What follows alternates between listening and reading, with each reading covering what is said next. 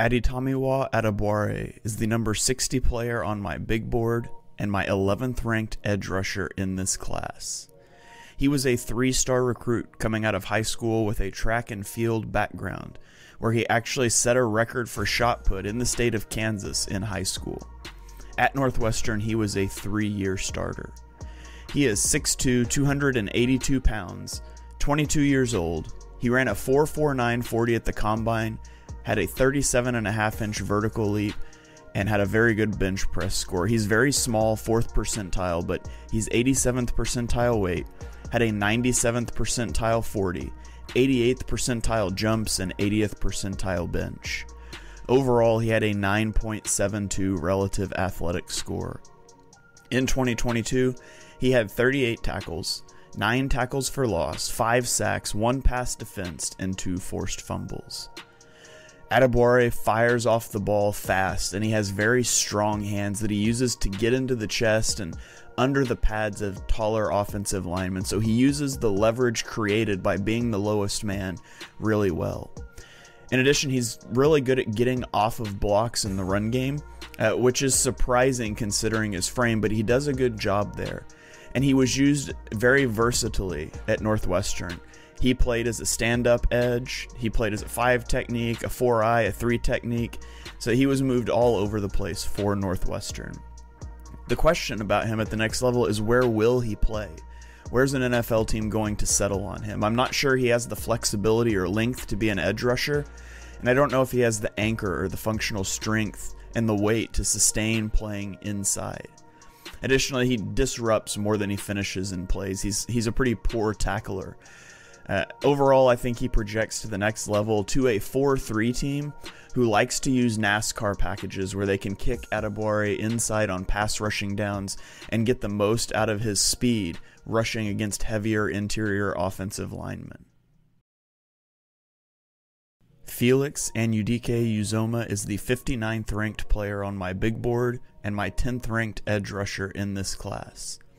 He was a 3-star prospect coming out of high school and became a 2-year starter for Kansas State, where he was a 3rd-team All-American in 2022. He is 6'3", which is 43rd percentile, weighs 255 pounds, which is 28th percentile, and is 21 years old. In 2022, he recorded 46 tackles, 11 tackles for loss, 8.5 sacks, 1 pass defense, 2 forced fumbles, and 46 pressures. He is used in multiple alignments at Kansas State, but he's best when used outside the offensive tackle, where he can threaten to use his speed to run around the arc. He's very bendy around the edge, and so offensive tackles have to respect that, and then he has a lot of tools in the toolbox as a pass rusher to get back inside. He has a Euro step, a spin move, a rip move, and a 2-hand punch that are all found on his film. He also has excellent lateral mobility, and that's visible when he's used as a looper to loop back inside of offensive guards and tackles. As for his weaknesses, he lacks the strength to take on double teams, and so this isn't a player that you want to move inside very often because he can get washed out of the play. When runs go outside, he can set the edge in the run game at times, but other times he allows the offensive tackle to get into his chest, and once that happens, he's unable to shed blocks. He also has a lack of balance that sees him put on the ground a lot by offensive tackles in those situations.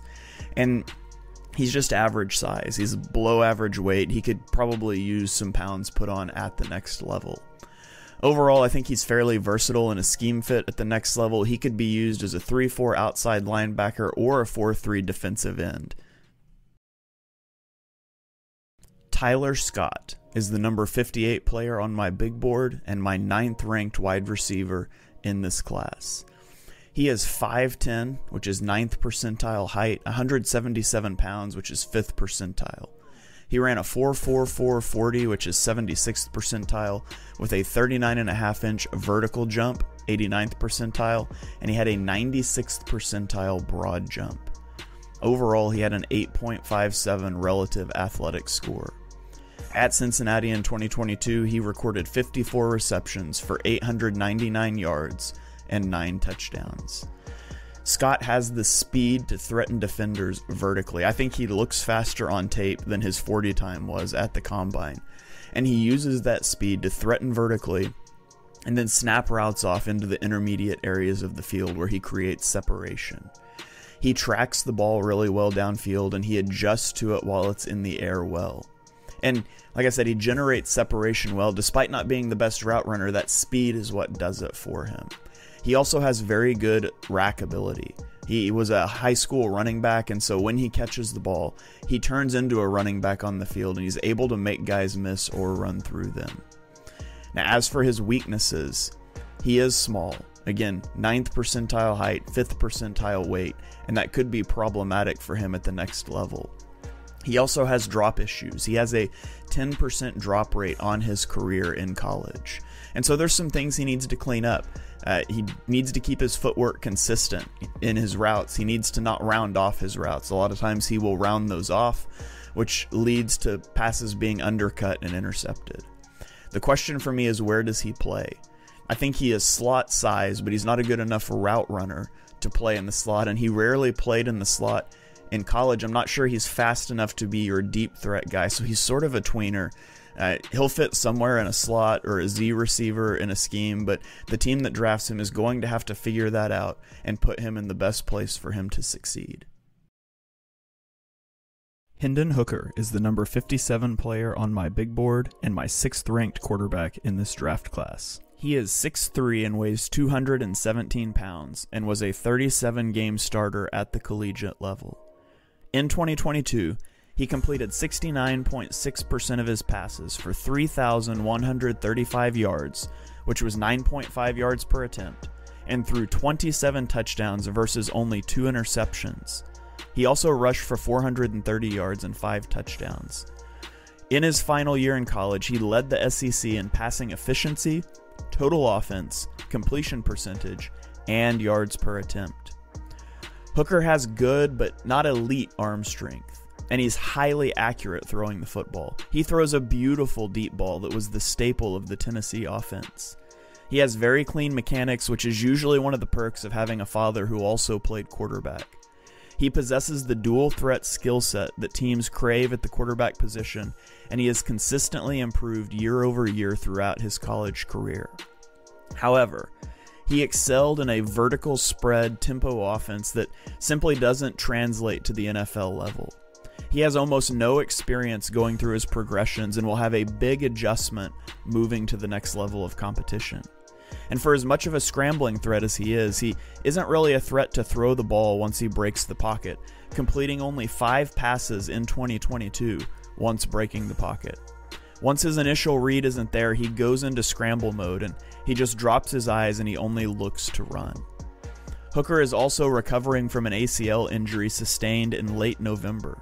So not only will he be 25 years old on draft night, he may miss the majority of his rookie season rehabbing an ACL injury.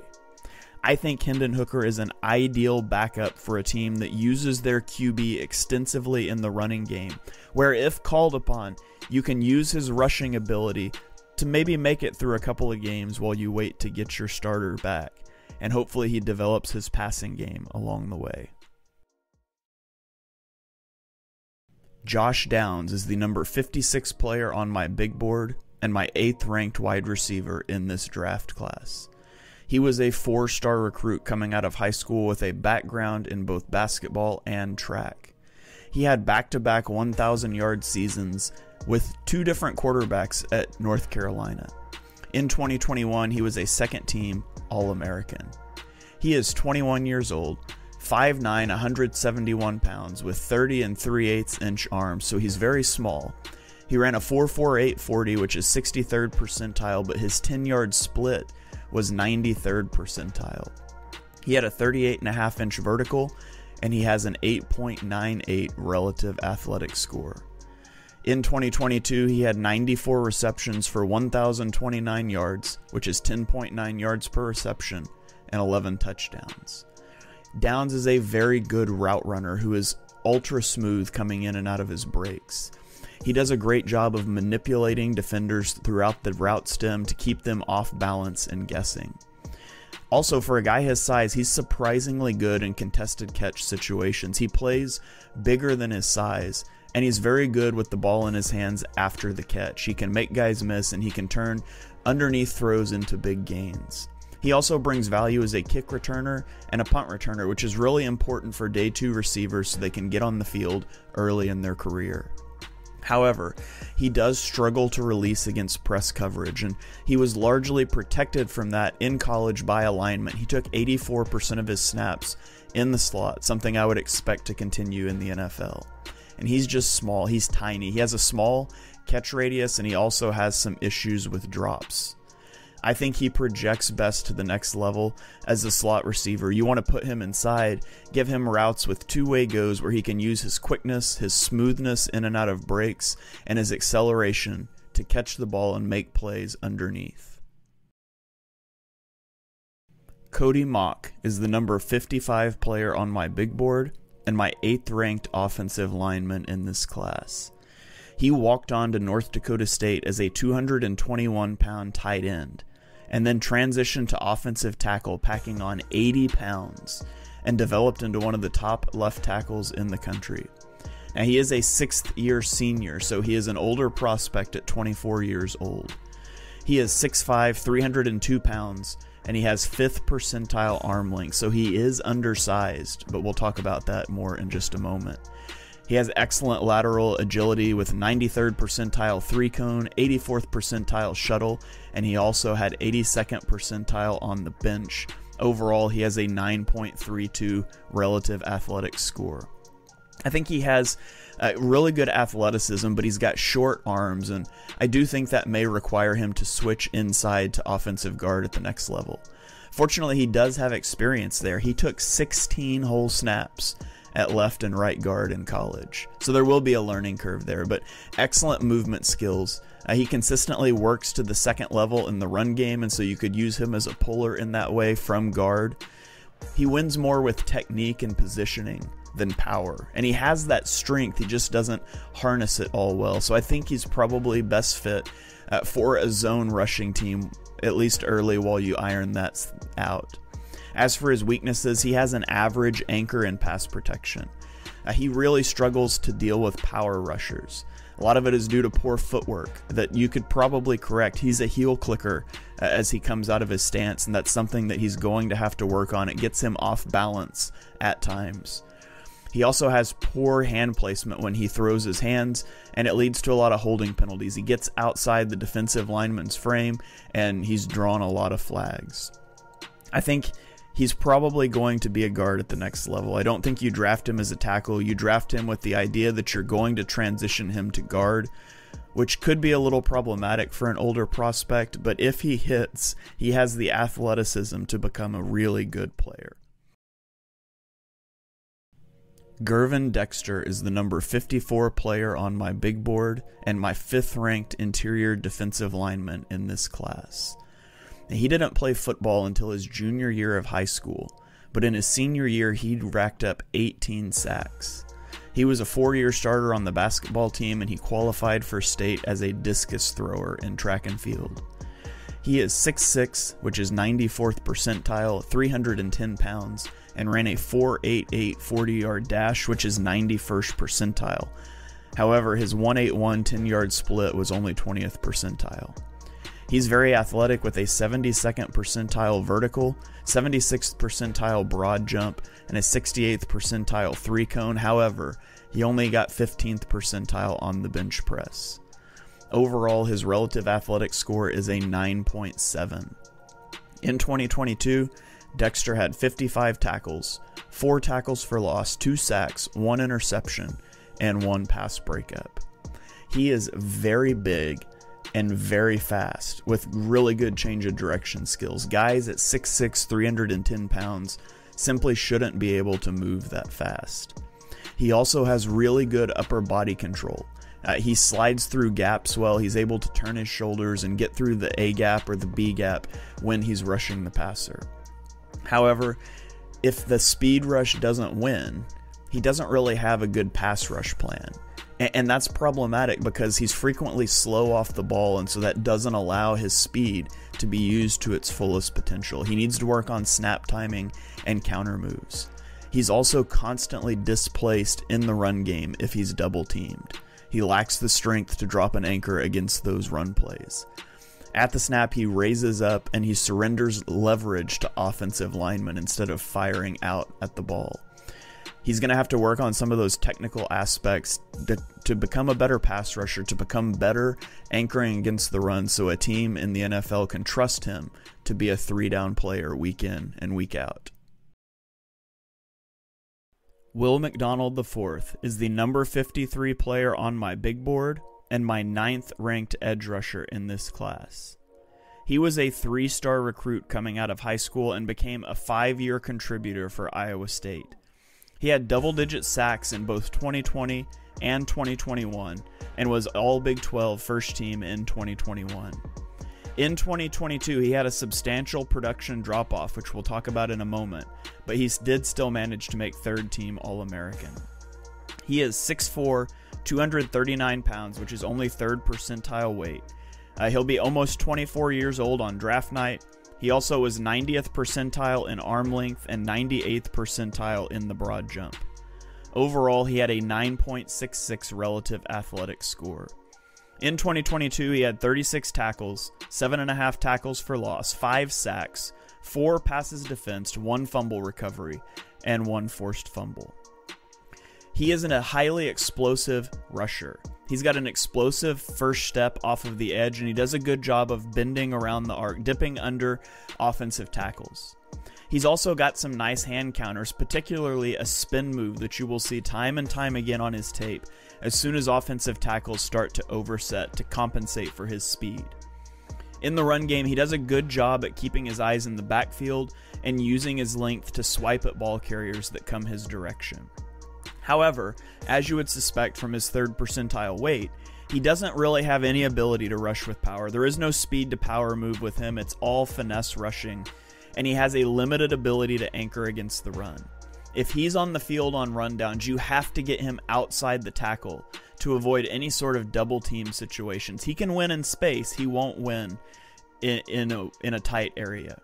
Iowa State used him as a 4-eye technique that's shaded just inside the tackle this year. And that's just a poor usage of him. It's why his production dropped. I think he projects best to the next level as a 3-4 stand-up rusher or as a sub-package pass rush specialist who can win off of the edge in space. Jalen Hyatt is the number 52 player on my big board and my 7th ranked wide receiver in this class. He was a 4-star prospect coming out of high school who didn't do much in his first 2 seasons at Tennessee before breaking out in 2020 and winning the Biletnikoff Award. The crown jewel on his season was a 6-catch, 207-yard performance for 5 touchdowns against Alabama. He is 21 years old, 6 feet tall, 176 pounds, which is 5th percentile weight, ran a 4.440, and vertical jumped 40 inches, which is 92nd percentile. Overall, he had an 8.73 relative athletic score. In 2022, he had 67 receptions for 1,267 yards at 18.9 yards per reception, with 15 touchdowns. Hyatt is extremely explosive and athletic. His 4.4 40 time doesn't do him justice. He was 2nd in the NCAA with 8 touchdowns of 20-plus yards. He has very good hands and great ball tracking ability, and he is willing to go and take hits over the middle to make receptions. He used his deep threat ability to open up underneath areas where he is a threat with the ball in his hands. He had 8 yards after the catch per reception. However, he is very small and he lacks physicality. He's also transitioning from an extreme spread offense that just doesn't translate to the NFL, and it's the only thing he produced in college, so there is some concern there. He is not a well-rounded route runner, had a very limited route tree, going vertical and getting the ball quickly underneath, and he never had to worry about being pressed at the line. He was protected from that by Josh Heupel's offense at Tennessee. I think he projects best to the next level as a slot receiver, somebody that you can move around and get free releases. You can use him as a deep threat, although you are going to have to see him get off of press coverage, something that maybe he can do, but we never really had to see it in college. And so Jalen Hyatt is a very exciting, dynamic prospect, but there are some definite size concerns about him projecting to the NFL. Rashod Rice is the number 51 player on my big board and my 6th ranked wide receiver in this class. He is just over 23 years old, 6'1", 204 pounds, and ran a 4.51 40-yard dash with a 1.49 10-yard split. He also had a 41-inch vertical leap, which was 95th percentile, and he had a 9.52 relative athletic score. In 2022, he had 96 receptions for 1,355 yards, which is 14.1 yards per reception, and 10 touchdowns. Rice has just average speed. His 40 time was 51st percentile, but he has elite acceleration, which we can see from his 10-yard split being 93rd percentile. So he's going to get up to his top speed quickly, although he's not necessarily a home run threat. He is very good at tracking the ball downfield, and he has great body control to go and get off-target passes. He's also a really good blocker out on the perimeter, so he can be a plus for you in the wide receiver screen game, in the outside running game. He can go stick his cornerback and take him out of the play.